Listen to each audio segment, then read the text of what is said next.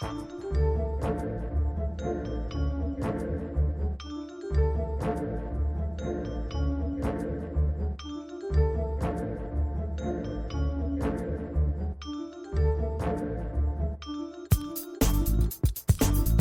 everyone, I'm Wendy Muse, the creator of the LeftPOC Project, which seeks to bring you the history of leftists of color one swipe at a time.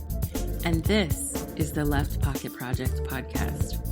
On today's episode, Richard and I will continue our discussion of The Colonizer and the Colonized by Albert Memmi. For those of you who haven't heard it yet, please be sure to go back and check out the previous episode, which covers part 1 of the text.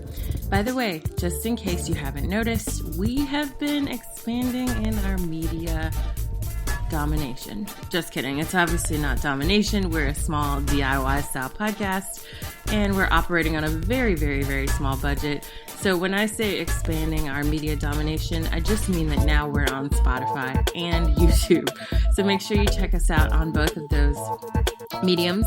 And whenever you have a chance, be sure to check out the content in other places as well if you so choose. You can find us on Twitter, Facebook, Soundcloud, Spreaker, iTunes, and now Spotify and YouTube, among many other websites. Also, don't forget that this is more than just a podcast. We actually do a lot of historical education as well on social media. So check out things, for example, like our LeftPOC of the week, where we cover a leftist of color from around the world in history, basically, from any time period. And we comment a bit about their past and their previous work that they've done, and the impact that they've had on leftist discourse and activism. So anyway, before we get started, I also just want to give a special shout out and thanks to all of our patrons and the people who have shared, liked, supported, commented on any of the content that I've put out or that Richard and I have both put out in recent weeks. So thanks so much again. And if you'd like to become a patron, be sure to go to patreon.com/leftpoc, where you can donate $1 or more toward our measly little budget. It's a good one though.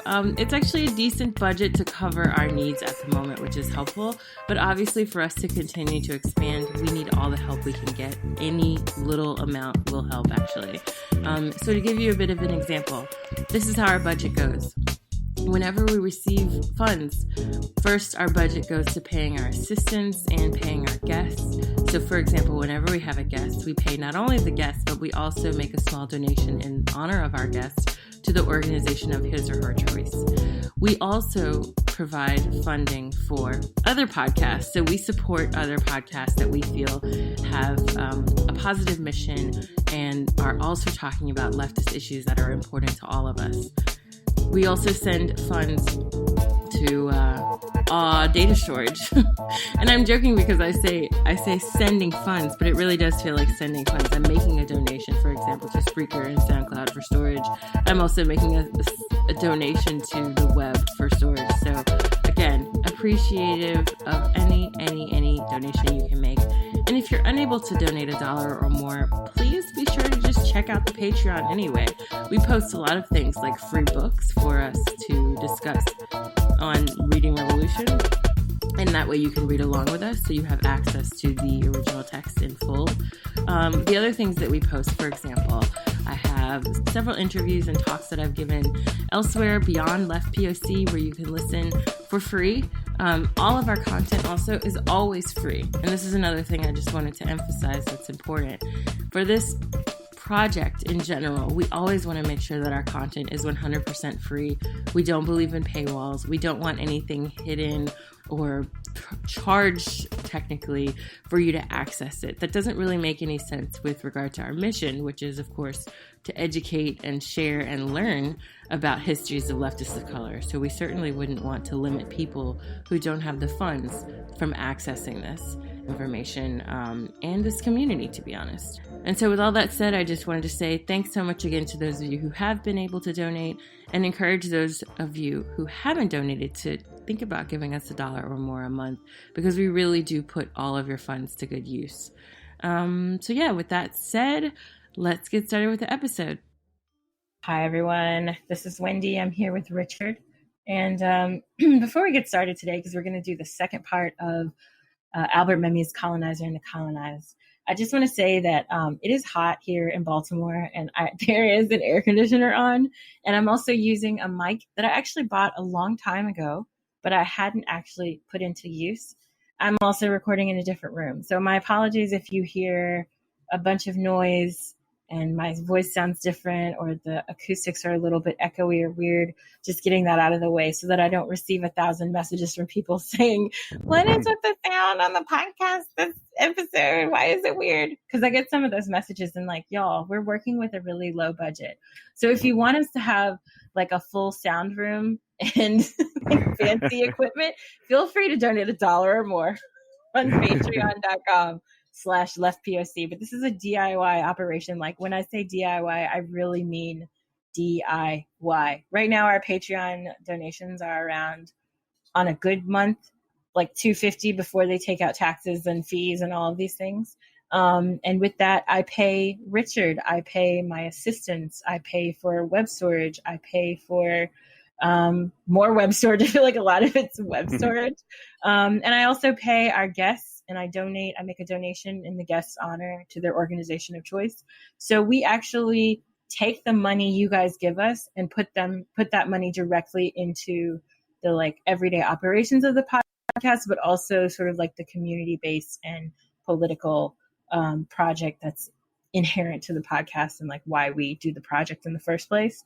So as I said, DIY, not super worried about sound quality because for us, the message is more important than the sound quality. But if you want the sound quality to be fancy, you know what to do. Richard, how's it going? It's going good. I just want to thank the patrons for joining us and all of our listeners. And it's kind of a flying the plane and building it at the same time. And I appreciate all the people brave enough to, climb on board with us and be patient. See, I'm laughing because I'm thinking about the plane that's like held together with duct tape right now, but we appreciate you boarding with us. Might be a little bumpy, but yeah, ride's a little bumpy, but we're all looking forward to getting there, and we all have a lot riding on it. So right. Like you might see duct tape, but the pilots have been properly trained. Also in training, but we won't focus on that part. We know where the gears are. Yeah.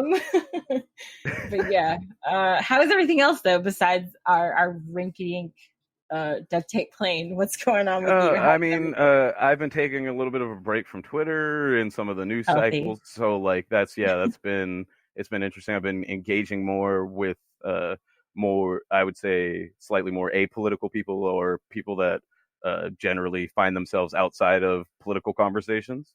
And it's been enlightening. It's been an experience in a variety of ways. So my reading has been immensely helpful in interacting and being able to listen and not just kind of, hoping, but all expecting. And then in my expectations, finding really valuable insight from places I wouldn't have expected it before I started this journey. So that's been a very, very good experience and something I highly encourage other people and all our listeners to do when and where they can. That sounds much healthier than what I've been doing, which is I have been on Twitter. I went back on Twitter. So I was like, I took a fake break. I was gone for like 2 weeks. I wasn't on my main Twitter at Muse Wendy. I was doing LeftPOC stuff though. Like I was still tweeting on LeftPOC because I have to, this is at the end of the day, I have to keep content there. But for the most part, I wasn't super engaged with the Twitter drama. And then people decided to say stupid stuff on air about kind of like downplaying white supremacy. And so I had to say something about that. Some of you may have seen that discussion / debate. But I think for me, I'm a little bit tired of like having the same argument that involves trying to explain why things for people of color matter on a bunch of different fronts. Like we need to put food on the table, but we also need to be like safe as we put food on the table. Like we have both material and social needs. Huh? I was just saying, seems like a reasonable expectation. Yeah, Yeah, like, I don't ask for much. I just ask for like not to be antagonized when I go to school or work or church or mosque or whatever, like fill in the blank. I'm saying me in this case as a collective of a variety of different people of different backgrounds. But I think that those concerns are just as important as material concerns, because at the end of the day, I always say, like, how can you have equal access and not just equal access, but like equal security of the resources that you gain through political action and things like that if they're not administered equally across racial, ethnic. It kind of defeats the purpose. This is one of the problems with the New Deal that historians have, talked about a lot. And so I think, especially now that we see politicians like Bernie Sanders once again engaging the language from the New Deal era, and people like AOC as well, making claims or I guess appeals to that history, which is really, I think, important. We also have to keep in mind the ways that things could be corrected and changed and made better. And I don't think that overlooking the threat of white supremacy in our fight for justice and equality is a good idea ever, at least if you plan on fighting alongside people of color who are very much a big part of this movement on the left in the United States and elsewhere. So those are my 2 cents. Yeah, I was going to say, color is definitely an important part of the New Deal, and green was not the one that we really needed them to focus on as far as color-wise, but it was, at least I can appreciate the urgency for dramatic change, which that I think is, even if it's not adequate as it's formalized in that particular document, then it's moving us in the right direction. Right. Like this time around, we don't want to have internment camps for people of color, and we would like to make sure that the resources are adequately and properly distributed across ethnic groups. Would be nice. But I know, but how dare I, right? Clearly, I'm a class traitor for caring about poor people of color. What a deal. All right, so let's moving on. We're going to be talking about part 2 of Albert Memmi's Colonizer and the Colonized. As I said earlier, this part he actually gets into sort of the psychology and the material positions of the colonized. So in the first part, we talked about the colonizer. So as I mentioned before, the book is kind of split into 2 very clear parts. First half is on the like first 3/4 actually. He spends a lot of time explaining the colonizer. And then the second part of the book is about the colonized. So the person who's sort of on the receiving end of the actions of the colonizer. And Richard and I had some thoughts about this. Richard, why don't you get us started just on your general overview, your opinion on this half of the book? Yeah. And so I'll just start by reminding all of us that, being critical of what we're reading is also part of what we're doing. It's important that while we're respectful and, acknowledge the information and the valuable research and understanding that's gone on into a lot of the work that we've done, that we also view it with a critical eye for both modern context and then just in general to however the nuances of our own particular perspectives influence it. And in that light, we have kind of the benefit of this book being much older than some other texts or some current theory. And so we know where this particular author ended up. And we spoke a bit beforehand about how that probably colored how he was able to articulate the differences or the articulations in the experience of the colonizer and the colonized. And if you've listened to the first half, we made mention to how life turned out for our author, and it was not necessarily the revolutionary glorious outcome that you might hope for. Yeah, and I think also, besides just knowing kind of what happened, like sometimes when you look at historical texts, it almost feels like you're like an inverted fortune teller of sorts. Like, the future if you could go back into the past and tell that person. It's kind of a weird way to think about it, but that's what it always feels like when I read these things. Like, oh, I know what happens to you, or I know what happens in this revolution or whatever. If only I could warn you, but I think that this part also just sort of, for me at least, felt like a downer, not only because of what we know happens with Memmi himself, but also because the tone is not hopeful, right? Like you don't feel like, I mean, he's transparent about this at the end, which we can talk about a bit, but like he's not saying that he has all the answers, which is kind of nice, actually. Like it's interesting when you read these books or even like speeches and whatnot, and sometimes you feel like they have to have an answer, right? And they have to have a solution for like what's going to be done to fix the problem. But I almost appreciate the fact that he doesn't have one, right? But that also means that the tone of those section is it's like, it's not a triumphant one. And it's one where you feel like you don't know what to do after reading it.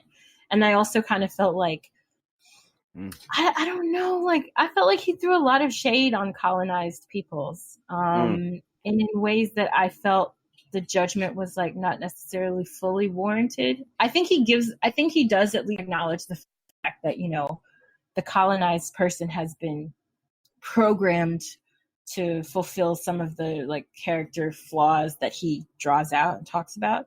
But at the same time, you're just like, dude, come on, like have some more hope, or like give them a little bit more credit.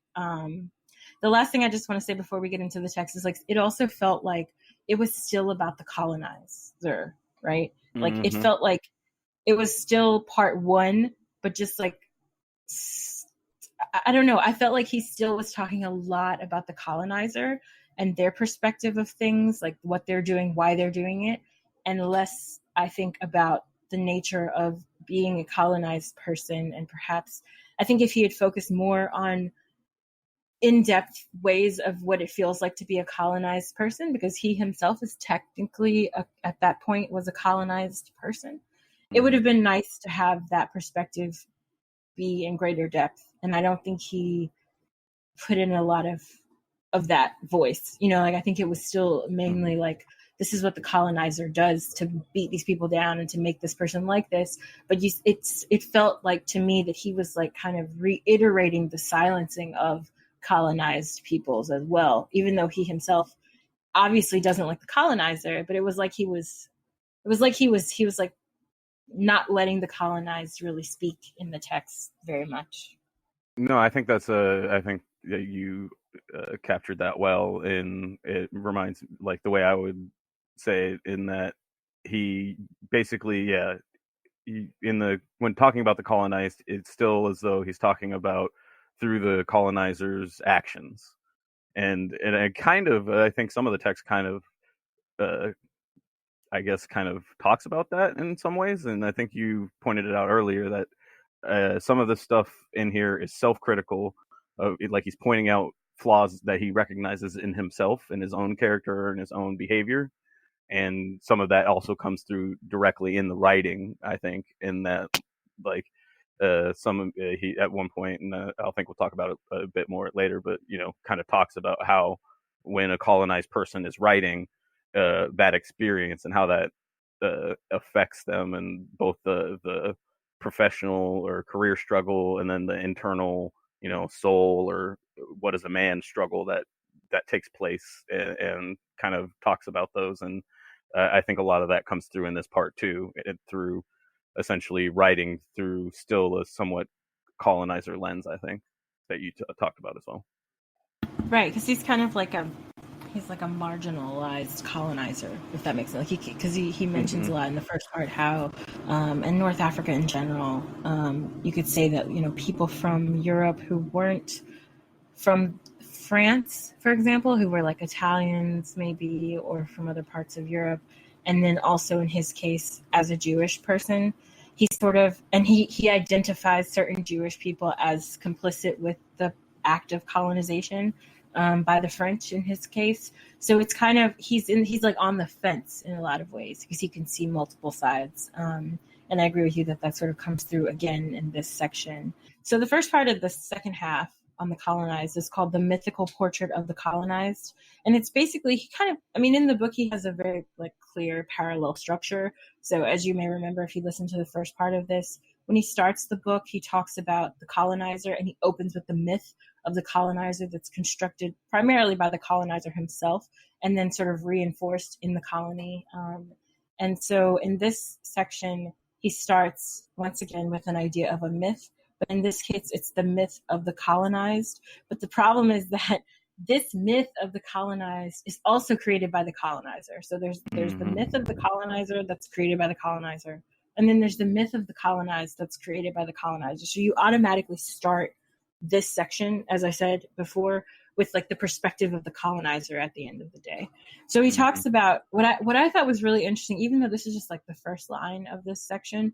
What I thought was interesting is that he makes a parallel structure between a colonized person and the proletariat, and then the colonizer and the bourgeoisie.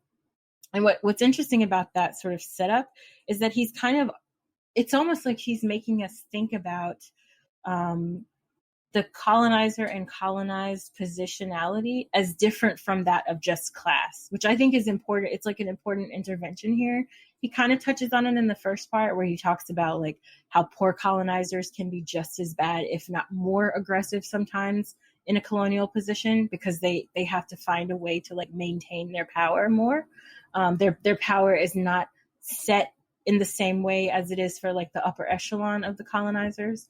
So it's interesting to me that he like once again reminds us that this class structure discussion is important, but it has to go deeper than that when we're talking about a colonial relationship. And so that's why he doesn't like try to superimpose sort of proletariat and bourgeoisie or upper class and lower class language onto the colonized and colonizer position. But the myth that he brings up is one of laziness, which is like, it creates this kind of self-fulfilling prophecy, right? So if you assume that people, or the colonized in this case, are lazy, if that's your assumption and that's the myth that you create, even though there's plenty of evidence to the contrary, like they're literally doing all the work in the colony, you know, like, and we see a similar situation when we talk about slavery and things like that, right? Like, how can you look at these people working for free or for very little, or like living under your thumb basically and doing everything for you, serving you, making your life run, and then say that they're the lazy ones? And then what happens is when you create this myth that is completely in conflict with the reality, it allows you to then continue to assert power because you can always fall back on the myth. So he's like, if you continue to see the colonizer or the colonized as lazy, then the colonizer can continue to exert his power over this person that he doesn't see as competent to do the job that he could do, right? Or that he positions himself to do. He says, well, we can't trust them to do it. They're lazy. So I have to do everything myself. I'm the only one who can hold this position of power. And it just like keeps the cycle going by virtue of the myth. But yeah, no, I think that you raised some interesting points, and he also did, and I think you capture, I think, what was also important, which is that we're still looking at it through the lens of the colonizer, or looking at the colonized through the lens of the colonizer, and how generally destructive that is to the whole social dynamic at almost every level. Both, and he starts to talk about it, but both at the interracial and then intraracial relationships, or in this case, between the colonized and the colonizer. If we want to add intra and inter to the colonized, but that same kind of concept of how this myth of the colonized is destructive to not just how the colonizer sees the colonized, and that, as the kind of things that you laid out there as well, but how colonized people see each other. And that is, I think, part of what makes, I think, also what led to part of the conclusions of not really having solutions, because these are large problems that are systemic, that are a result of a system that are out of the hands of the victims in large parts. And so that's where some creativity, imagination, and determination comes in to kind of address those. And it's easy to get wrapped up in the negative stuff that he lays out and not remember that that's the opportunity that we have is, as long as we're breathing, we still have a chance to come up with something. And so from that section that you kind of covered over there, one of the other things that he talks about is like the admiration of the colonizer, and how that you can get approval, and essentially it plays on a proximity to power. And I think that was one of the things that he highlighted that I found valuable, or that I think reflected well, and the kind of crushing effect it has on the colonized, to have that effect of appealing towards such inherently destructive construction of themselves in order to appeal to the power structure above that's putting them there. Yeah, I think the power dynamic is really important. Like it runs throughout the book.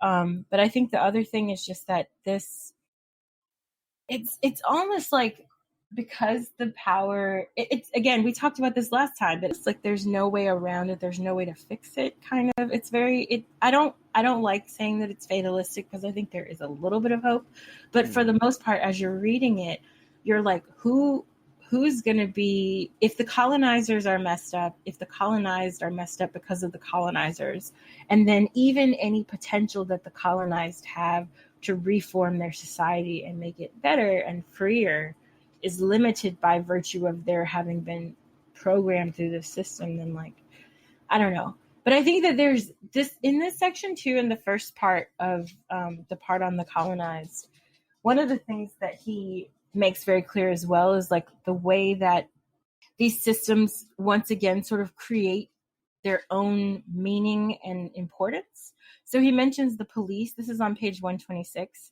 He says that whenever the colonizer adds, in order not to fall prey to anxiety, that the colonized is a wicked, backward person with evil, thievish, and somewhat sadistic instincts, he thus justifies his police and his legitimate severity. And so like he's basically saying that, again, these myths, this idea sort of helps maintain the power structure. So if you have the myth of someone as being lazy, as being wicked, as being somewhat naturally, inherently bad, right, inherently evil, then it helps you maintain that, because he talks about the protectorate too, this idea of, I mean, we can talk about like Puerto Rico, for example, which is literally a U.S. protectorate. And I think that this idea of the colony the colonized that he creates in the text is one that is a hollow figure that only kind of, it's almost like they both are hollow figures. The colonizer depends on the colonized for his position of power, and the colonized exists only, or this person exists only to reinforce the power of the colonizer. It's like everything goes back.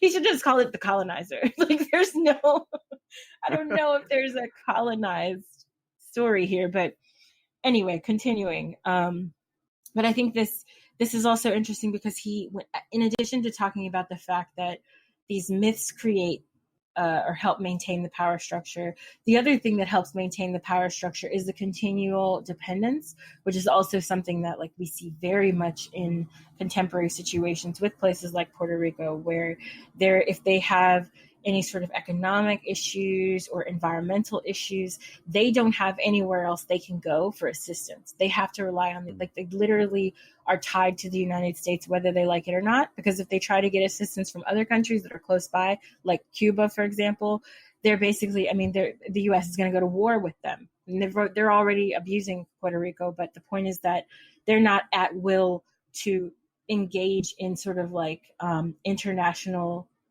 connections. If they need aid, they have no other choice. And so I think that idea that he talks about in this part as well, about the dependence and the reliance upon the metropole, or like the main country that's running things, reinforces the power structure, but that power structure depends entirely on ideas that are complete lies, because it's not like Puerto Rican people can't, just as, again, I keep going back to the Puerto Rico example, but it's not like they cannot run their own societies. I think he's a little bit less hopeful that they can, but I think in the instance of like places at the beginning of a colonial relationship, if there were a way to interrupt that early on, then there would be, I think, more potential for these countries to run themselves, but also a complete inability for the colonizer to lie and say, we have a reason to be here. We have to stay because without us, you can't function.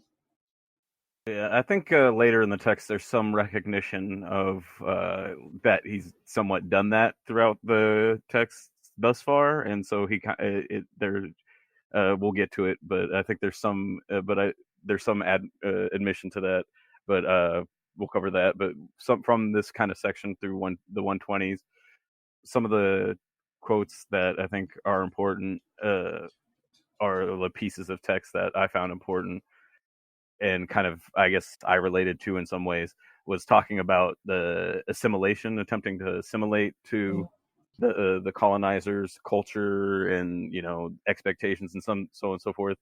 And it talks about the exorbitant price which it's got to pay and that you'll never finish owing. And that also reminded me, now obviously my political perspective has changed a lot, but some of the social stuff still applies with former President Obama, and like how being an Ivy League grad, working at the paper and like professor, or all these types of things, like none of that was enough. It was still it was still passable for somebody like Donald Trump to challenge his, academic credentials. And that I sense that for me, the relation is that like, there's always this, no matter how much you fulfill their expectations and roles and do it even better than them, it's always, easy to undermine or subvert or question or delegitimize. And I think that's one of the things that I saw in this section that he mentioned. And then also talked about the quote is, a man straddling two cultures is rarely well seated, and the colonized does not always find the right pose, and everything is mobilized so that the colonized cannot access the doorstep, so that he understands and admits that his path is dead and assimilation is impossible. It's the colonized who is the first to desire the assimilation, and is a colonizer who refuses it to him. So the colonizer or the colonized is making this effort to do what the colonized is saying colonization is for, only to find out that they're going to be rejected, because the real purpose of colonization, the basically the celebration of mediocrity, necessitates the subjugation of them, no matter how hard they try to assimilate. And so that is, like you mentioned, the defeatist attitude. That was, I think, captured in those parts. And I think by 127, we get, I don't know, we're going to call it light, but or a solution or anything like that. But he mentions, basically, under the realization of these conditions, Baldwin's, being conscious as a black man in America, is being in a constant rage. Revolt is the only way out of the colonial situation. The colonized realizes it sooner or later. His condition is absolute and cries for an absolute solution, a break and not a compromise. And that's then when they're confronted with the logistical situation of the likelihood of success of a revolt, and challenged with coming up with a revolutionary ideology that encompasses enough of a population to actually execute the types of radical reforms, or non-reformist reforms that are required. I think that made me think about, like, I mean, the first part of what you said makes me think a lot about this idea of just moving the goalposts all the time, right? It kind of feels like that. Like, there's the colonized is in a constant uphill battle, no matter how much he masters the language, no matter what school if he somehow manages to go to school beyond the colony, like in Europe or whatever. And this is why you see so many cases of, like, when there are revolutions in these colonized spaces, in the colonial space, most of them are led initially by people who were educated in Europe, for example, like in the case of Angola, Mozambique, etc., the countries that I study, the people who led the revolutions in many cases, like who were like educating the larger population, were people who were much closer to the colonizer, to be honest. They were very close. They were like one step away from being, considered quote unquote equal with the colonizer, save the basic fact that they were colonized, right? They were colonial subjects. They were Black Africans. Like, they didn't have there was no way to kind of like assimilate their way up, because regardless of what skills they possessed or knowledge they had or intelligence or language domination, whatever, they weren't seen as valid, just by virtue of not being the colonizer. And so I think that proximity to power is what and just like it's almost like, again, the Caliban situation, which I raised last time as well, but this idea where like you're learning to curse in the language of the person who controls you, right? That's the language that you have. That's the rubric that you have to work with. And so in some ways, I think that proximity to the colonizer, in some ways kind of lights the fire even more, because they say, I'm better than you, like I'm smarter than you. I have more credentials than you. And yet I'm on the bottom. Like, that's not right, And luckily, I mean, in many of these cases, if not like 99% of them, they were building these revolutions on the basis of like equality. They weren't just doing it because they wanted to be equal with, or replace, I should say. They didn't necessarily want to replace the colonizer. They wanted equality for their people. And I think that's why a lot of them pursued very explicitly leftist political ideologies in the attempts to found new countries. So there's a lot of stuff going on in this chapter that I think we can easily connect back to moments in history. But also, one of the parts that I appreciated as well from this section is the idea of talking about the individual, because since we're talking about, what people do and still it's not enough, right? He also talks about the fact that perhaps the reason that's not seen as enough is because colonized peoples are never seen as individuals, right? They're not seen as individuals or people who are pursuing goals and meeting those goals and like whatever. Like, they're not seen as fulfilling anything that's related to their individual development and enrichment. They're just seen as like a mass. And it doesn't matter to the colonizer whether that person has a degree or not, whether that person is, smarter than them or has greater skills or whatever. None of that matters, because they don't see them. The colonizers don't see the colonized as individuals. So he says, for example, that the colonized, is depersonalized, which is like an interesting, it's not just dehumanized, but it's like the personal. You're no longer an individual. You no longer have like interiority, right? Like there's no interior thought. It's like, that's basically what he's saying by the way that he describes how they see the colonized peoples, which I thought was really powerful. Yeah, and I mean, what it relates to me, or I processed what you were talking about, was through, I don't know if I shared it here or not, was essentially this kind of framing of like the right in the U.S. tends to appreciate marginalized people at the individual level, in that like they can find an individual marginalized person that they're like, oh, this person is, good, despite all these horrific things I say about the group as a mass.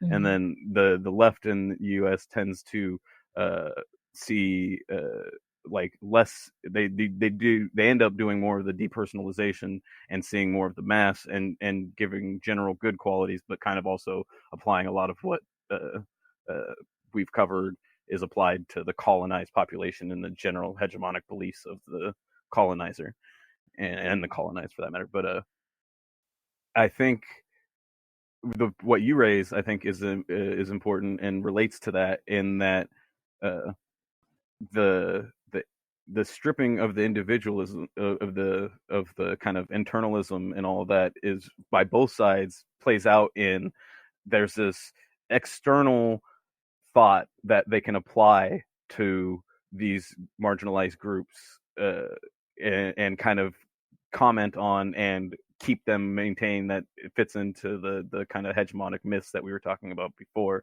in which case, like, so one of the ways I see this articulated, or kind of I see this manifested, is when they talk about the black vote or the Hispanic vote, or when we group and segment people in these types of ways that doesn't recognize the individual identities and the wide varieties of groupings within that larger group. And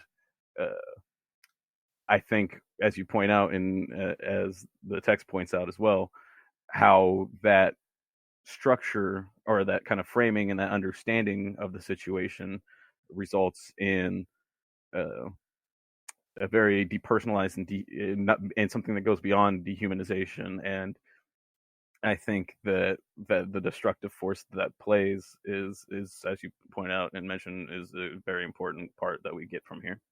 So the next section is situations of the colonized. And as it sounds like, it's more about sort of material conditions. He still talks a lot about what's going on with the way the colonized is created in the mind of the colonizer. But I think in this section, he starts to lay the groundwork for like what's happening to this person in terms, or the colonized in terms of like economic and social, in a way that's a little bit it's not just the psychology, right? And so one of the things that he talks about that I thought was really applicable to contemporary things is the fact that he says, for example, on page 135, sort of towards the bottom, he says that the most serious blow suffered by the colonized is being removed from history and from the community. And it's like, holy shit, like, yeah. I mean, this is obviously, I mean, it seems so basic, right? But it's like such a powerful way to say that, because it's not just that your land is being taken away, your rights are being taken away, your voice, like everything about your being is being taken away by this colonial state, but also the fact that like the memory is erased and changed. And like I think we can think of so many examples in the present, the recent past as well, where we've seen a complete erasure of that history, but also an attempt to break up the community that existed beforehand, right? Like it's a very plainly said thing, but it's also one that I think is very powerful. And then he goes on to say on around 136 and 137, he talks about the fact that, this is because the colonized is always an object, at least according to this sort of framework, right? The colonized is always rendered an object, so he can't even participate in the making of his own history anymore. It's like out of his control, out of his or her hands, right? He says he has forgotten how to participate actively in history, and he no longer even asks how to do so.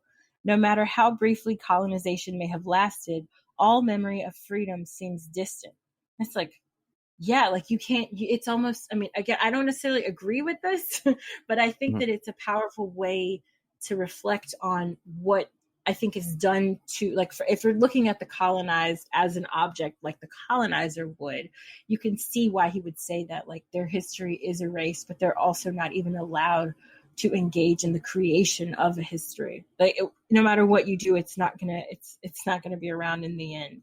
And then the last thing I just wanted to point out, a paragraph down, he also talks about something that once again I think is super relevant for our discussion of colonization in the present, that yes, is still going on around the world, including in the United States. Like just a gentle reminder that the United States is still a settler colony.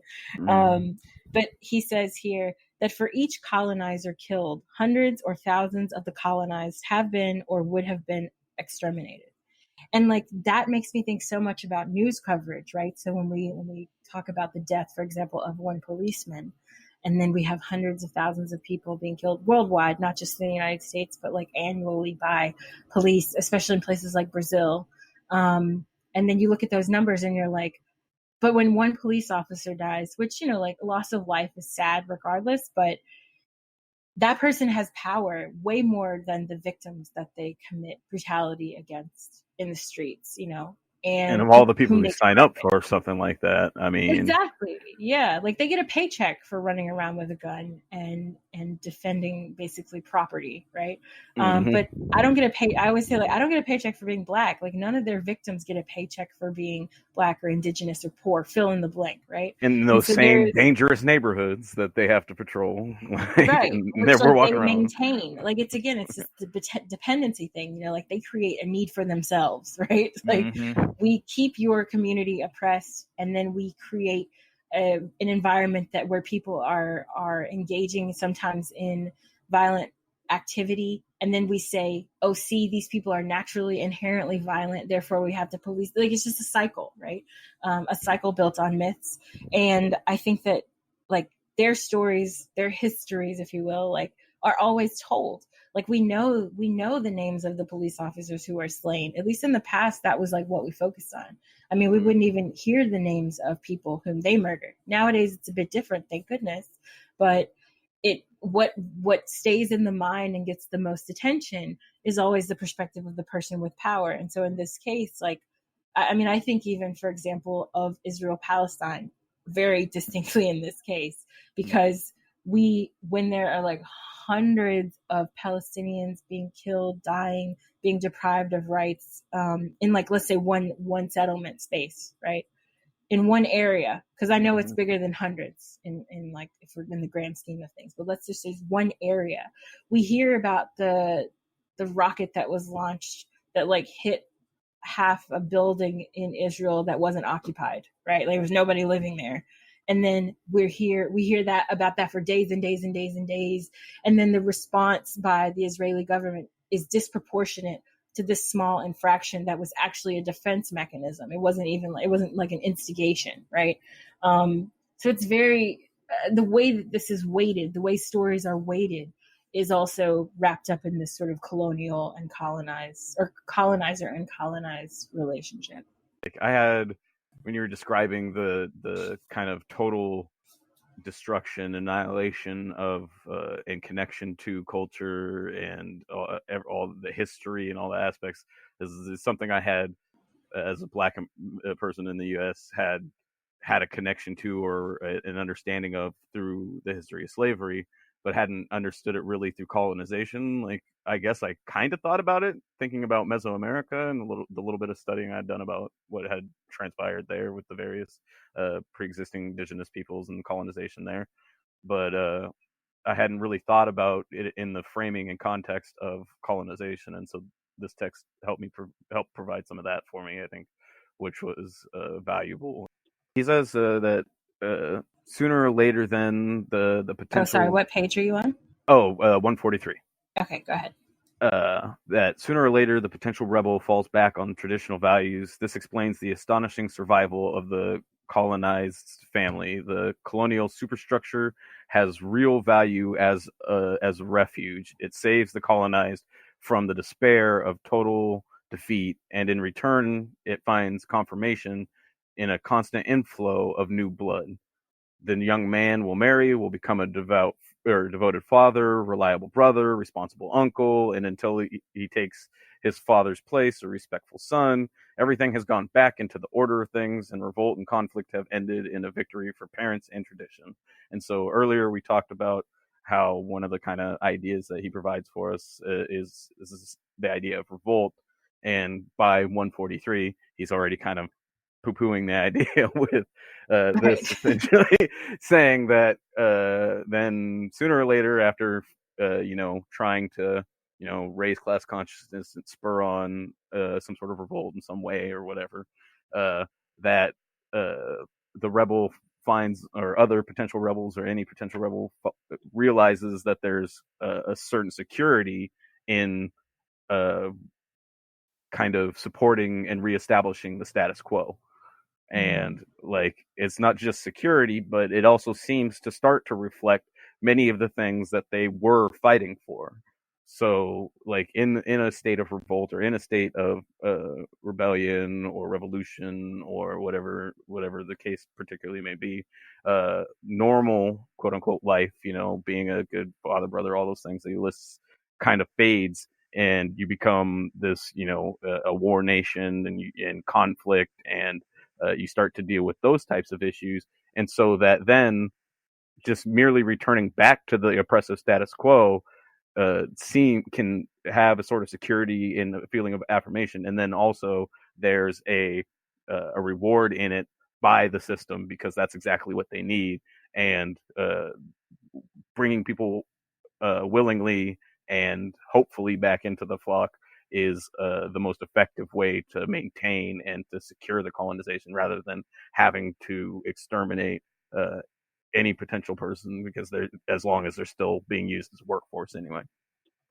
Right. And like, what a dark coming of age this is, right? Like, as he describes the colonial family, which you laid out a bit, or the colonized family, I should say. Towards the end of that, he says, quote, "The young man is ready to assume his role as the colonized adult. That is, to accept being an oppressed creature."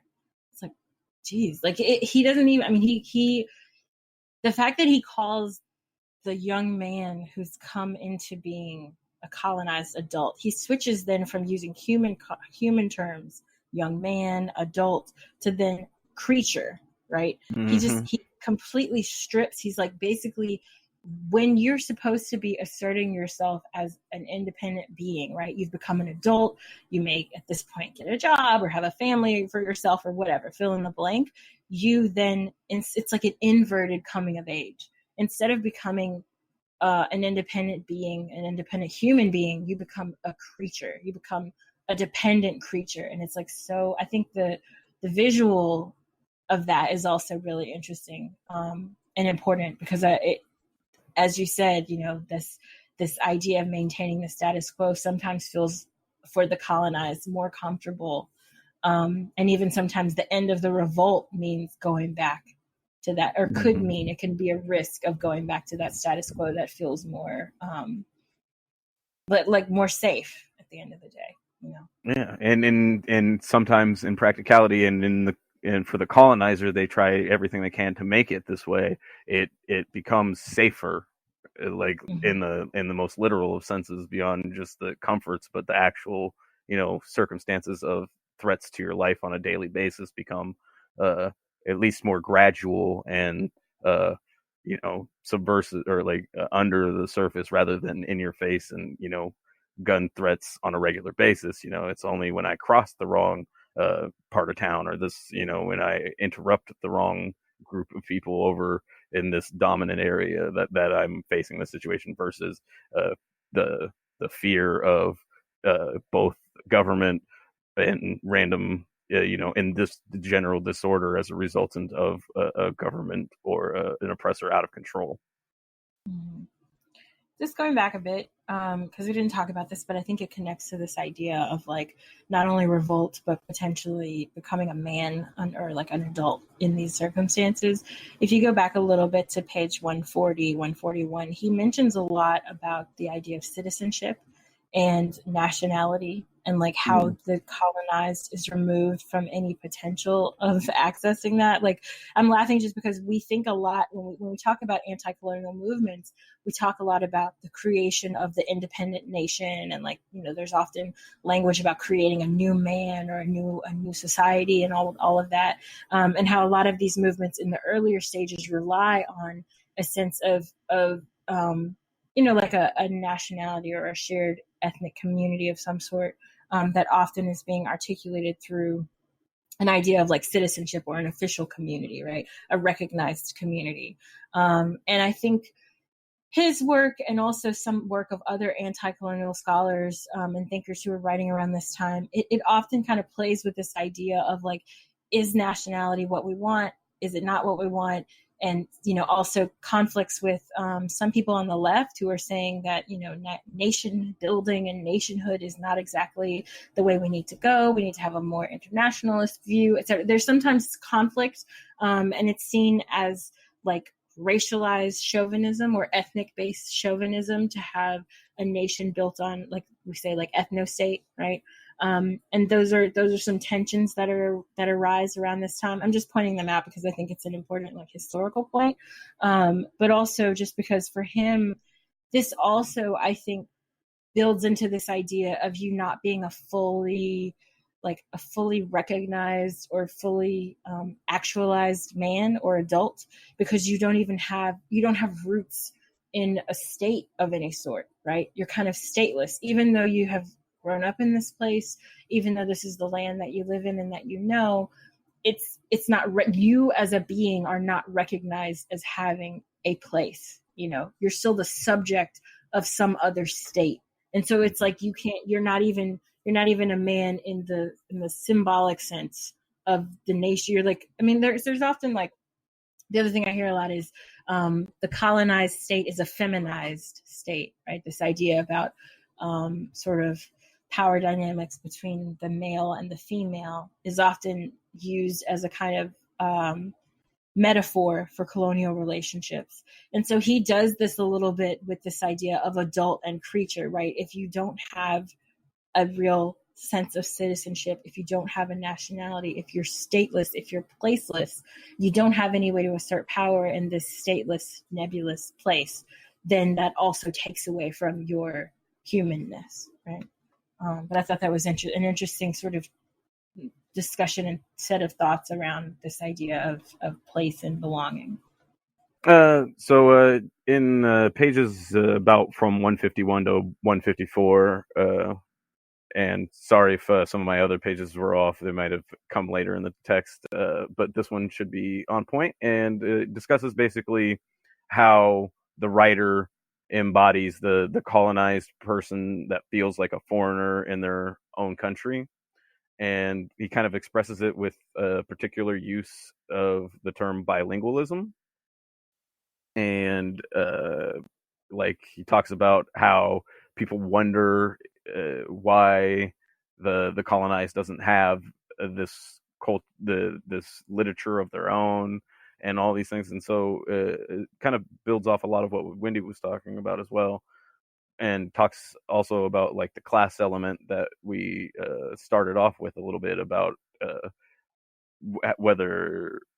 how class plays a role to access to resources, and kind of does a little bit there. But some of the things that stuck out were to me that he says one of the reasons why the colonized don't have great literature in their own language is he says, quote, people are uncultured and do not read any language, basically saying that in general at the time that a large portion of people just didn't read, a large portion of the population was illiterate. And then the bourgeoisie and the scholars listen only to that of the colonizer. And only one natural solution is left, and that's to write in the colonizer's language.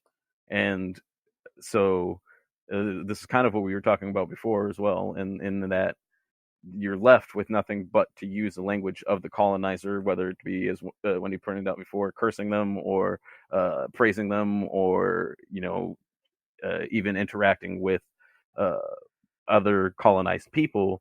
It becomes an expectation or a commonality among colonized, that there's this expectation to use the language of the in this case the colonizers, and how that changes the dilemma that he's talking about before, which is essentially there's kind of a more professional or practical dilemma, and the more of a spiritual or soul dilemma about like who you are as a man, and then who you are as a man in society, is as far as professionally or existing and surviving. Mm-hmm. And then one of the other quotes that stuck out to me was when he was talking about this kind of the nature of the relationship between the colonized writer and an audience is, do they forget that they're addressing the same public whose tongue they have borrowed? However, the writer is neither unconscious nor ungrateful nor insolent. As soon as they dare speak, what are they going to tell them other than of their malaise and of revolt? It's like the only thing the colonized person can think of to use with this language that they have to master in order to write literature that can be taken in a professional context is the very messages that the colonizer can accept. Like, not just doesn't want to, or or inconvenient or anything. It's like these messages they challenge the very ability for the colonial relationship to exist. Mm-hmm. And so they become not only a threat to the colonizer as an individual, but a threat to the colonial project, and then get treated as such, basically. So that's, I think in that section, I think that was pretty important. And then you also covered a little bit about this, but he captures how language he uses the example of the French language. It's not just an efficient instrument with which to communicate, but it also is, like he says, a miraculous chest in which are heaped upon discoveries and victories, writers, moralists, philosophers, scholars, heroes, adventures, and just the reference of the language itself pulls upon all of that history, all of that great breadth of experience. And when you strip a colonized people of that, you're not just stripping them of some words to describe things. So, it's like, if you take away German from a German person, you don't just take away Schadenfreude or the ability to, to say the word or anything like that. You also take away a culture thing. And in the case of the colonized, that was just a word that came to mind. So don't pay any mind to the colonial relationship of that. That was just like from German yeah. But just again, just word that came to mind. But just in that, like, it's when you take away a language, you're taking away so much more than just a language. And so indigenous people in the United States, stolen people from Africa, and colonized people around the world have experienced this in various ways and degrees. But I think there's a commonality in the experience of that hole that's kind of left when you're in a community and that's been colonized or stripped of those types of things, and then you're also juxtaposed or cohabitating or coexisting with colonizer people that still have those and don't, and then on an individual social level don't recognize that gap. And it's a big gap. I mean, it's like it's, as you said, it's connected to culture. It's connected to like the way you think of time and space and family and so many things. As you said, it's not just a word. It's a way of being. Like language becomes a way of being in many cases. A significant one, in fact. I think one other part that's close by to the things that you were just mentioning that I think is interesting as well, that we do hear all the time, and it's like disgusting that this is coming back, is this idea of, well, what would have happened if the colonizers didn't save the colonized, right? What would happen if the colonizers hadn't, created new technologies for these backwards, indigenous peoples in Africa and the Americas, right? Like this, I mean, it's a garbage way of thinking, but there are people who, like, there was a guy who wrote an article, I want to say in 2016 or 2017, like literally, this man went through college and his master's and PhD and was a professor, and his ass spent all of that money and time to write an article basically saying that colonization helps the colonized. And that we, like colonized people needed the things that the colonizers were magnanimous enough to bring to them. And I was like, dude, how are you still employed? Like, I mean, it was really egregious, and I honestly don't know how he's still employed. But anyway, it's a more popular sentiment than you'd think. Is one of the things. Is like you'd be surprised how many people think that, and like they don't really want to say it because whenever they say it out loud, it sounds like that. But there's like they stupid, but it sounds like in that experience and that I've mentioned at the top of the show about interacting with more apolitical people or people outside of those political circles, they don't have a lot of those filters, and so they say some of those things, and you're just like, oh wow, you are one hardcore colonizer. Like, wow. But it's worse when people who are educated say these things to me, because like I expect for someone, if you have read about colonization, colonial stuff, what they did and the abuses that colonizers enacted. And so like, how can you fix your mouth to say that? It's also, I mean, we hear this a lot in conservative rhetoric about how like Black people would have been better off, or because of slavery, we're better off, right? I hear this a lot from conservatives. And I'm like, next time you're enslaved, tell me how that is. Like, tell me how it goes for you guys. But until then, keep your fucking mouth shut. And like, I just it's the audacity of people who say these things and like don't and who are educated and who know the history, or you would expect have learned that history, and for them to still say this, it's just awful. And like, I think that around the same time, I remember when the article came out, and I posted something that like Marine Le Pen has said. She's the French right-wing politician. She ran for president a few years ago. She's over the National Front, but just again, a far right fascist party in France. And she always said stuff like this. She was like, without France, what would these North African heathens have done with themselves, And so Memmi addresses this thought process back in the 50s when he wrote this. And he says, this is around page 156, 157. He says, the question of whether the colonized, if let alone, would have advanced at the same pace as other peoples has no great significance. To be perfectly truthful, we have no way of knowing. And he keeps going. He says, the colonized people are not the only victims of history, but the historical misfortune peculiar to the colonized was colonization. He then continues to add on this by saying basically that not only do we have no way of knowing, and not only is colonization like a massive point in their history that changed everything, so there's really no way to like go back and figure out what could have been, right? He basically says here that this idea, right, of people saying, well, didn't the colonizer build roads and hospitals and schools, by the way, none of which the colonized peoples had access to most of the time, right? So like you built stuff, but you built stuff for you and your people and not for us. But he says this reservation amounts to saying that colonization was positive after all, for without it, there would have been neither roads nor hospitals or schools. Why must we suppose that the colonized would have remained frozen in a state in which the colonizer found him, right? And he also says after, like his final point on this, is he says, after having shut the colonized out of history and having forbidden him all development, the colonizer asserts his fundamental and complete immobility, right? So like this idea that like literally everything is frozen. If the colonized had not been left to their own devices and like let them do whatever they want and, I guess like advance, I don't like that word in this case, but let's just stick with the tone of the piece.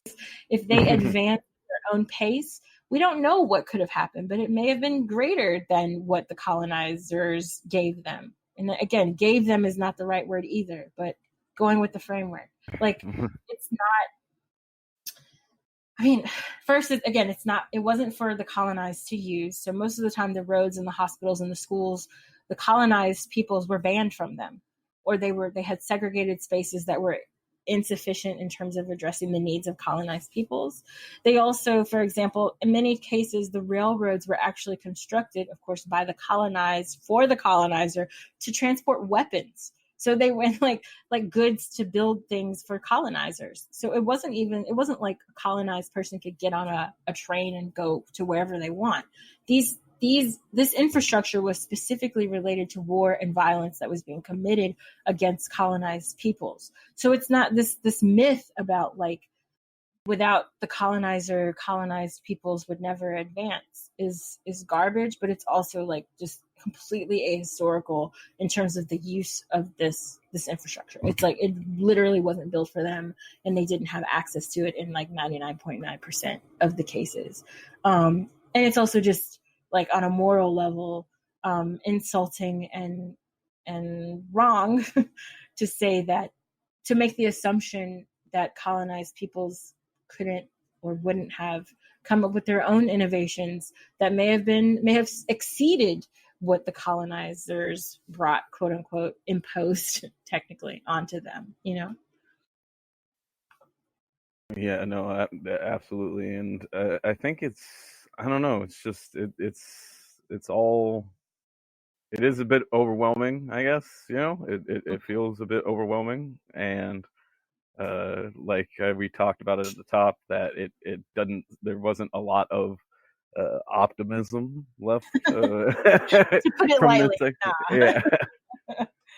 As I know we're not quite done, but we're trying to be a little bit more concise for you, and sorry for my jumbledness, but I think the nature of the text, and I think really this was one where I think actually listening to us is actually kind of maybe easier and more digestible and more useful than the literal reading of a lot of the text, though I still suggest that people read it if they have the time and the opportunity.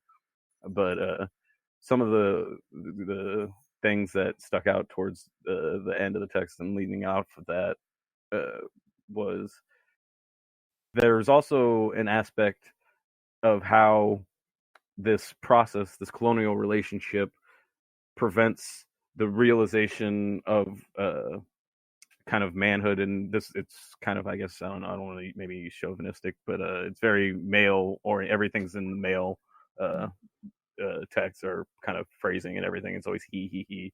We might have sometimes used they or people or whatever to out of our own habits, but in the text it's always he. So like maybe it plays some of that, but the realization of becoming a man and becoming fully human is prevented not only just for the colonized, but also there's an aspect of this colonial relationship that kind of infantilizes or turns them into like kind of makes them into children, the men of the colonizers.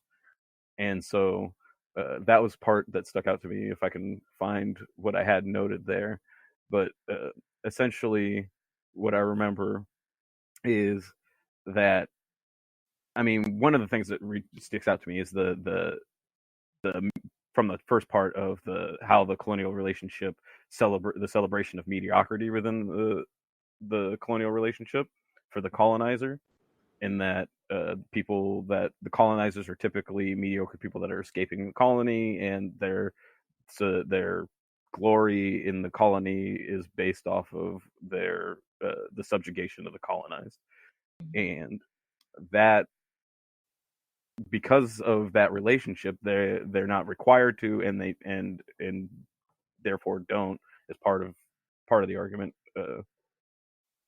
realize that full manhood. And I think one of the themes that I've realized through this my learning of from all these texts and just experiencing political realities in life is we have to find arguments and appeals that will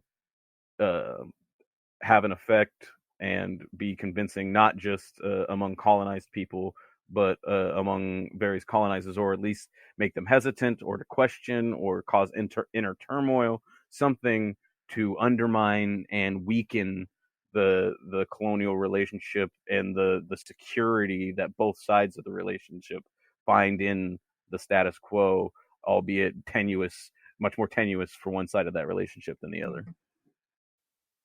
Yeah, and I don't know what that answer is. Not yet. I feel like some of the. I mean, his book unfortunately doesn't really offer that answer, right? Because I think, I mean, as he says, to kind of transition to the conclusion. In the conclusion, he's basically just like, look, I don't have answers. I'm just telling it like it is, right? He kind of. I mean, he does not kind of. He literally is like, this is what it is. I'm explaining a situation. I'm explaining a way of thinking. I'm explaining a way of interacting and the symbiotic relationship between these people with immense amounts of power and the people that they oppress. This is the third time I've read it, and I think that I think this time when I read it, it felt more difficult for me to read. I think only because I was comparing it to other stuff we had read for the Reading Revolution series that were a little bit more straightforward. And I think this book reads more like sometimes like a short story or a poem. And it's very like especially the second part of it, I think. Yeah. For sure. It's more like prose. It's more like art. I mean, I guess is the best way. It's more artistic, I think. And so sometimes I want to like slow down and really digest what he's saying, because there's so much symbolism in everything he says, which I think is what makes it a powerful read. So like, I definitely agree. If you do have time to go back or to go and read it, if you haven't already read it, definitely do it. It's not very long. And you can obviously read it in two parts. It's like pretty, it has like, subheadings and everything that make it pretty easy to follow along and clear, which is helpful. But I think that it definitely has a more artistic flair to it. It reads more like a poem or some sort of more artistic. But I think that also makes the work so much more powerful, because everything has all these layers to it. And then when you read this book and you learn, as you're like kind of building on what body of knowledge that you have, if you're reading this book and then you're thinking about police brutality, you're reading this book and you're thinking about what the US is doing in XYZ country, you're reading this and you're thinking about the situation in Palestine, you're reading this and you're reflecting on historical situations. I think it aids in our understanding of how these sorts of structures are created and maintained, and in a way that's like artistic and clear, I think, to follow. I think there's also just quickly sorry. an aspect of when you rewatch a series that you haven't watched in a while, you remember some things, you don't remember some things, but then it also gives you an opportunity to pay attention to things that you might have missed before. And so for sure, that's one of the values I definitely got from my interactions, although they were relatively short periods in between. Mm-hmm. I think the last thing I just wanted to add, related to what you said before, not just the conclusion stuff, but this is this part that I'm going to talk about is from the conclusion, but relates very much to what you were talking about with regard to this reiteration of the mediocrity of the colonizer that I very much appreciate, because I'm like, we need to there's been a lot of stuff about like white tears and like white guilt, and I think white like white white fragility, right? Which I think sometimes are flawed ways of thinking of our relationship with people with, you could say, like racial and socioeconomic power. There's some issues I have with that framing, but I think one of the things that he talks about is this idea of like the mediocrity of the colonizer is, I think, an important framing, because it helps us understand the ways that privilege works and the way that socioeconomic and social power work, because it literally does put it in kind of it's like what we were talking about earlier off air, kind of the black tax, so like I'm working 150%, I'm putting in way more than you, like time, effort, everything, but then you're succeeding more because you have the connections, and you're succeeding more because you look like you look, or you come from the family that you do, even though your skills and your intelligence might be like less than mine on a normal measuring system, a scale. And there was an article that came out a few weeks ago about this, actually, that like they said, wealthy people are taken more seriously, and like what they say is valued more, and they tend to succeed because they kind of know how to lie, basically, like they know how to play the game more in interviews and things like that. They can fake excellence, if you will, in ways that poor people are generally second guessing themselves, and they cannot exude the same level of confidence. And I think that like, if we put this in racial terms, because if we look at the United States and we say Black people and Indigenous people are disproportionately poor, Latinos are disproportionately poor compared to their white counterparts in the country, then that, I think it like tracks onto the way that we live our lives, and like who can fake it until they make it and who doesn't necessarily have that advantage. But there's a part in the conclusion about that I thought was excellent. And this is also interesting because this is when he brings up women finally, for better or for worse. Right? Because as you mentioned, everything's like he. And then at the very end, he's like, oh, by the way, women, yeah, they're the ones who exhibit all this like brainwashed colonial behavior. Or, and Fanon does this too. Like Fanon does this constantly. It makes me crazy. I love both of these guys, but sometimes I'm like, yo, you have issues with women. But he says, this is like 165, 164. He's talking about the fact that like the colonized person wears their oppression on their skin, which I thought, it reminded me a lot of Fanon too, which we'll read eventually and talk about. But he talks about the fact that, what can be said of like Black women who straighten their hair, and no matter how many. And then he goes on to say, he mentions women again when he's talking about mediocrity. And he says in the middle of 165, love of the colonizer is subtended by a complex of feelings ranging from shame to self-hate. The extremism in that submission to the model is already revealing. A blonde woman, be she dull or anything else, appears superior to any brunette. A product manufactured by the colonizer is accepted with confidence. His habits, clothing, food, architecture are closely copied, even if inappropriate. A mixed marriage is the extreme expression of this audacious leap. So basically he's like, you can look like any kind of way, and you're going to be considered beautiful if you're blonde or white, or, you know what I'm saying? Like this idea is that like, you don't even have to try.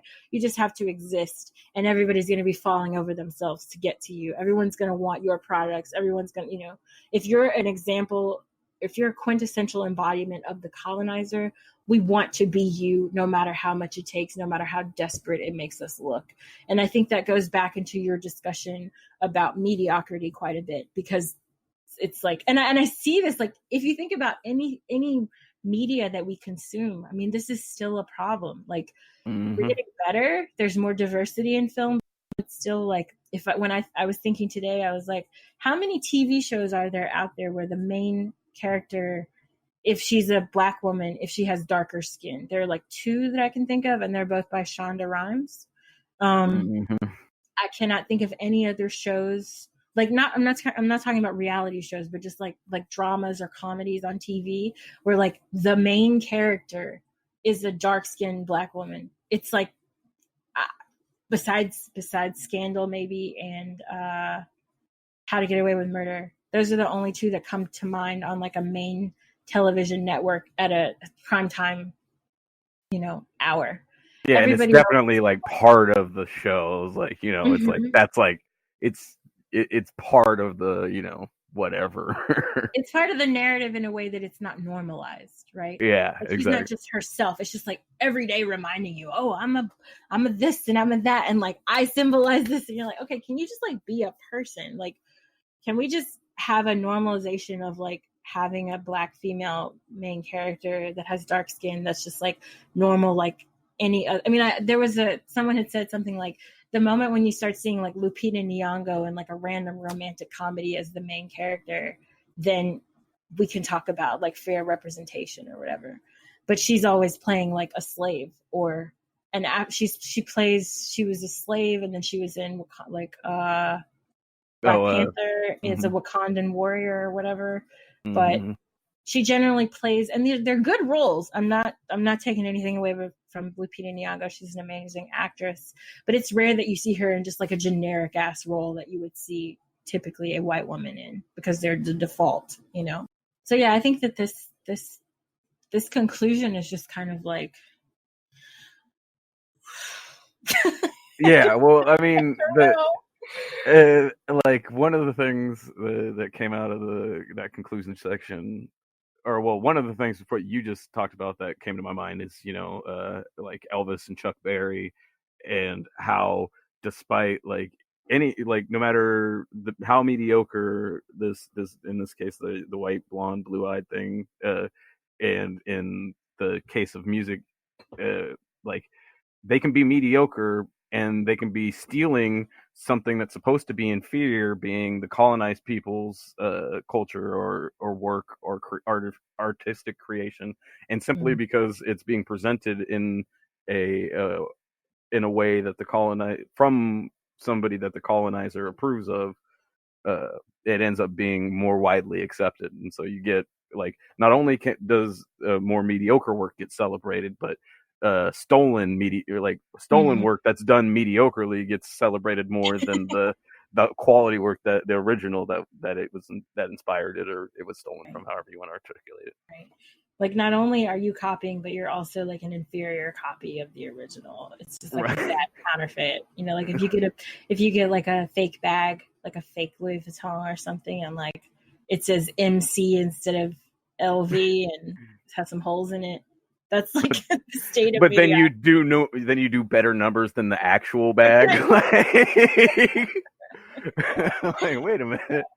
Yeah, and that's actually happened. Funny enough, like I know that there were like more sales of fakes than the originals. In many cases, they were like doing better on them, making more money than the actual original designers, who probably stole their idea anyway. So let's not give them that much credit.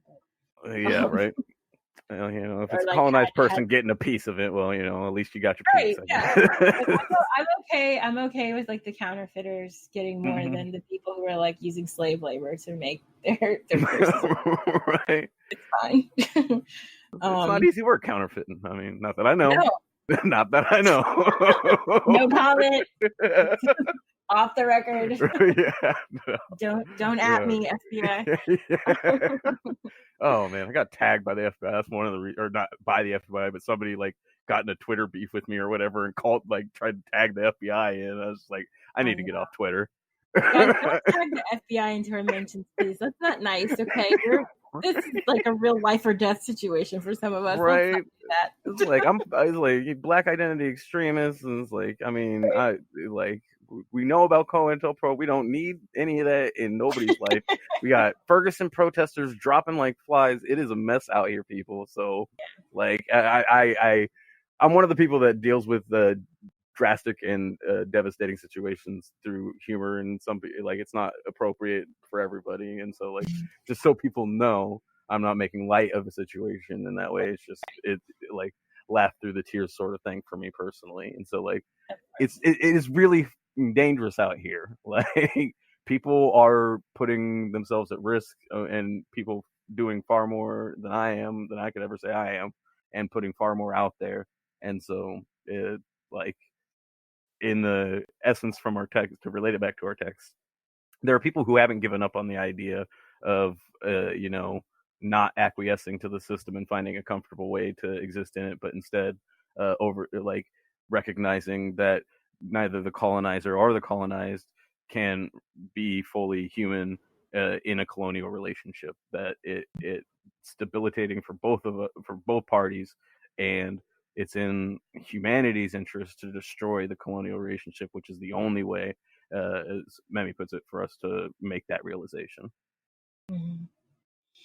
I think one last thing I just wanted to bring out from the conclusion before we ourselves conclude is this idea that he talks about, like, of overcorrecting. And he says he calls it a counter-mythology, which I think is, like, also really important for us to talk about, because we see this a lot in most revolutionary movements. We kind of discussed this when we talked about Freire's pedagogy of the oppressed as well, about, like, how we have to be careful when we're not me and you personally, but like a collective of people are countering a hegemonic institution or way of life and trying to challenge it through rhetoric and sometimes armed struggle. With that, there also becomes a myth making of the identity of the oppressed and what that looks like. And sometimes that involves, like, marginalizing people within that group, especially like women, LGBTQ, etc. But there's also an idea of, like, he says basically that you're taking the negative myth that's from the colonizer and then you're trying to correct it with a positive myth as opposed to this negative one. But it gets to the point where, like, everything about your group is good when there may sometimes be negative things that need to be addressed. And so it then becomes a way of, like, papering over internal issues that need to be dealt with. And it involves a type of historical myth making as well. And so I think it's a good, like, reminder, engaging your oppression, but don't try to overcorrect to the point where you're ignoring what might be new forms of oppression that are emerging, or that might be, like, I mean, a good example of this, for example, are sometimes the people who talk about African history, but they overlook the act of enslavement. They overlook, like the entire epic of slavery, both Arab slavery and slavery in the Americas through the triangle trade. I mean, there's sometimes people who want to talk about, like, quote unquote kings and queens and stuff, but don't want to talk about struggle. And so I think that he's kind of pointing to this habit sometimes of trying to, again, overcorrect what the wrongs were, but by then relying on mythologies that don't actually help the oppressed group free itself mentally and, like, psychologically from some of these things.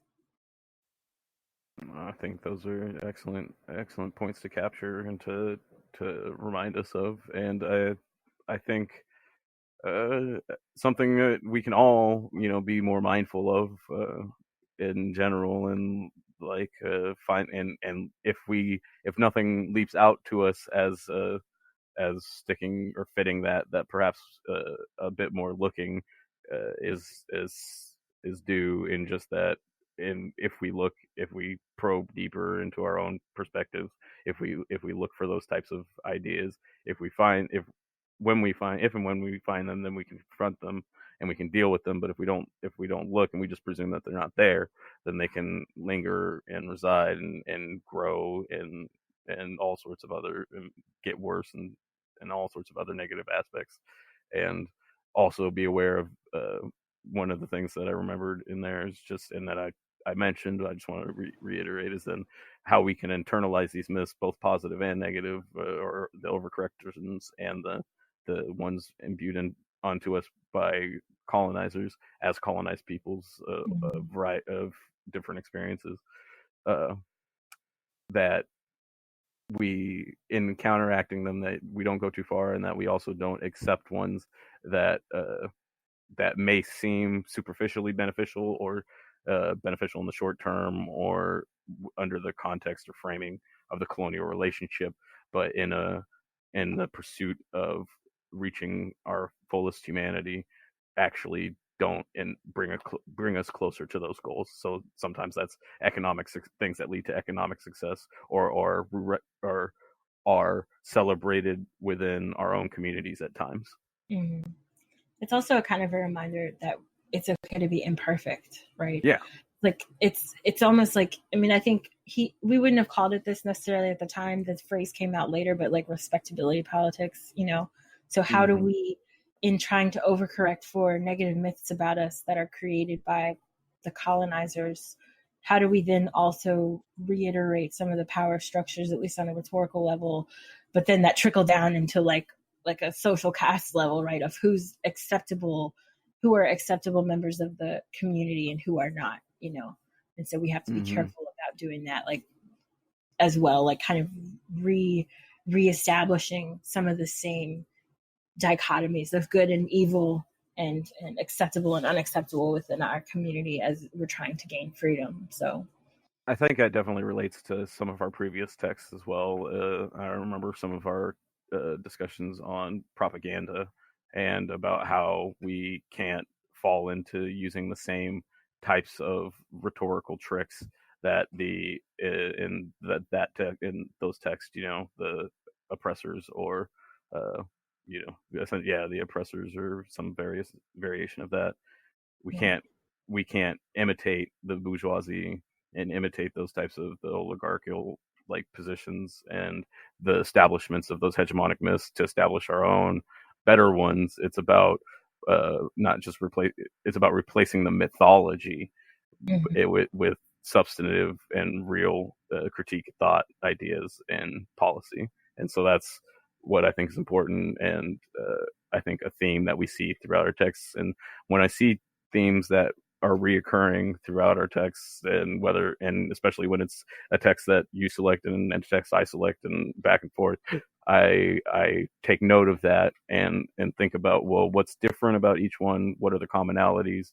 And how do they apply to my personal situation and more generically in the modern situation that we face? And I think a lot of the things that you talked about today are both when I read them and then when you articulated them through the way that you did also helped me reflect on a lot of what I've learned, both from this particular text and then from what we've been covering thus far. And so moving forward, I feel better prepared, and I'm glad that we came across this text when we did, because had I not had some of the knowledge and the information that I had, it might not have been as bearable to get through some of all the negativity stuff that we talked about.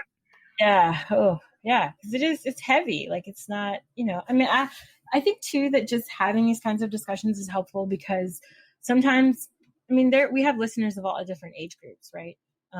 We have predominantly younger listeners, but there are also listeners who, like, for example, might be younger, but they're in STEM, for example, and they never get to talk about this sort of stuff, or like they have to rush through it because they have a chem lab exam or whatever, you know, like they don't really get to enjoy it and like hash out some of the more complicated issues within the text. And so, like, I appreciate the listeners as well for like engaging in this and like being patient enough to go through these texts with us in a lot of ways, because we do what we can to clearly articulate what the author is saying. But, you know, like, we're not perfect and we're not the author, right?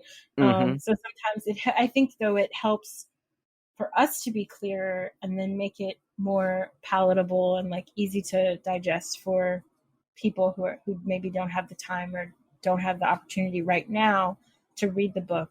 But I do think that what keeps coming up for me every time I read these texts in preparation for reading Revolution is just like how relevant they still are. And I think that's powerful too. Like, we're reading texts that are from like the mid 20th century, so like 1940s, 1950s. We have some stuff that we're going to read that's from much earlier than that. We have stuff that we've read that like came out last year. You know, like we're kind of all over the map in terms of time period, and it's all so relevant. And I think that's what's, on the one hand, can be really disappointing because you're like, oh my God, like people were saying this 100 years ago and they're still dealing with this problem. Like, how are we still here? You know? As I was really hoping when I told them, they were all going to be like, oh, that's what we didn't know. No. But it's also hopeful because it's like, okay, you're not alone in thinking this way. You're not alone in like facing this challenge.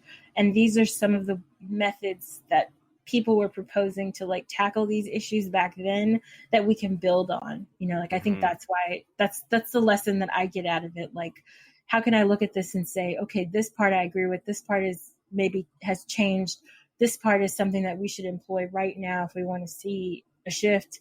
You know, I think it's useful in that sense, and I think it's useful for helping us, I hope, move forward in a lot of ways. And I don't mean that just rhetorically, like I'm not just saying, oh, I read a book and therefore I'm changing the world, you know, like, but it also helps me like become, you know, I want to be a professor. So it like helps me think about better ways to articulate certain ideas. It helps me relate better to people.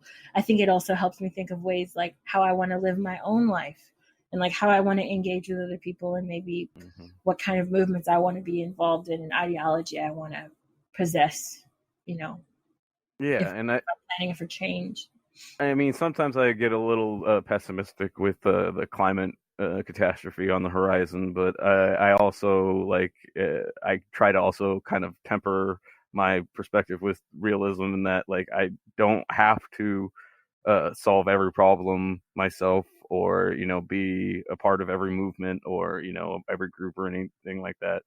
That it's okay for me to just help leave a little something more for the next person to help build on. You know, like I'm taking the work of, you know, so many great people and collaborating and coagulating them in ways and kind of processing them and having my own little piece of the dialogue, my own little participation. And I think that if people recognize that that's a valuable contribution and that it can, when tempered with, you know, being informed through theory and through the other things or through experience and or through just a genuine desire for dialogue rather than you know, more superficial or petty argument type stuff, that seeing the value that we all possess in and can bring to a dialogue means that we don't have to solve everything. We don't have to fix everything. We don't have to, you know, try to lead a revolution in order to be helpful and be progressing and moving our cause forward. And that's kind of a bit of it. It kind of provides a bit of a sigh of relief for me. Yeah. I think that there's, what you just said also made me think about a lot of the stuff that we read from Marighella. And especially because he emphasized like in the mini manual of the urban guerrilla that there's like, you have to be kind of your own revolution, right? Like you start with yourself first. Like everything that, even though all of these like little tiny groups were like connecting and coming together at some point, there's also got to be a revolution inside of you first. And you have to prepare yourself first. Before you can do anything. And I think a lot of the people we've read have actually emphasized that, like even our discussion about Hampton, our readings of Freire, you know, there's this idea of like internally first you need to be engaging both theory and action, right? Like you can't just have a bunch of reading and then, or you can't just go do stuff without like thinking about things first and reading things first and understanding what's going on first, having a way of assessing what's happening first. And I think that in some ways, this is also where, like I said, where I see Marighella coming in, because he was like, you got to train. You can't necessarily trust everybody. You can work with some people, but like you are a kind of one-man army. And I think sometimes it can feel overwhelming to hear that, but it's also like, if you then think about the fact that like you're a one man or woman or like non-gender conforming person army, that you're going to be linking up with other people to do something, right? So every person has their particular purpose in this larger framework. And I think sometimes we get bogged down because we think we have to do so much that it can be overwhelming. And so, like Mark says, from each according to his ability to each according to his needs, right? It's like, get in where you fit in, like do what you can do and go from there. You can't do everything, right? But like what you can contribute is important because it helps make up for something that maybe someone else can't do, or like doesn't have the time to do, or doesn't have the ability right now to do. Like everybody can kind of like fit into this machine, if you will, of revolution together. It's not just, it's like each man or woman or person has to work on their own and make themselves better and more prepared. And then when they come together, it's like even more powerful. So that's where I see the value in doing something like this. And continuing to learn through this process, because like every time we have an episode like this, I'm learning too. Like I'm reading new stuff. I'm rethinking about things I have already read, and yeah, I like it. So thanks so much for being on this journey with us, guys. Yes, exactly what I was thinking. I was like, thank everyone for like helping to make this possible, for like listening, for joining us, for being patrons, for sharing, liking, and following. All of those things, like even those little things, they do help. And like, I'm not gonna like, like oversell it, but like not everybody is ready to, like I mentioned before in previous episodes that the Hampton quote, why don't you live for the people, why don't you fight for the people, why don't you die for the people, is like, I was on board for living for the people, and I was on board fighting for the people, but it took me a while to get to dying for the people and understanding what that meant, and what he was saying with that, and all that. And so not everybody's ready to go full revolution right away, and so it's okay to start somewhere. And if starting somewhere is just liking or telling one person that about this podcast or another podcast that you like that had something, or just sharing a little clip from it, or whatever it may be, all those things are part of what we need to do in order to make the progress we need. And again, my climate fatalism and everything is like, the sooner the better. So I do appreciate it all, and we'll keep doing what we can to keep giving all of you, all of us that we can, as much of us as we can. And we will be appreciative for everything all of you were able to give back. Yes. So on that note, I just want to say thanks again. And check back with us. We're going to be doing more Reading Revolutions, of course, in the near future. We have some exciting new changes happening with the podcast and the project, so I'll be sure to announce those soon. And thanks for spending this time with us. And I hope that you all enjoyed this Reading Revolution. And so thanks again. Bye. Bye. Once again, thank you for listening to the Left Pocket Project podcast. You can find more about the podcast by basically searching LeftPOC anywhere, and that's Twitter, Facebook, Reddit, Spreaker, iTunes, Soundcloud, Spotify, and now YouTube. You get the idea. Anyway, feel free to get in touch with us, listen to the podcast, check out the project, and learn more. And be sure, of course, to follow us on Patreon, and that's patreon.com/LeftPOC, where all of our content is free, but we would love if you could donate $1 or more to keep the project running. Thanks again, and have a good one.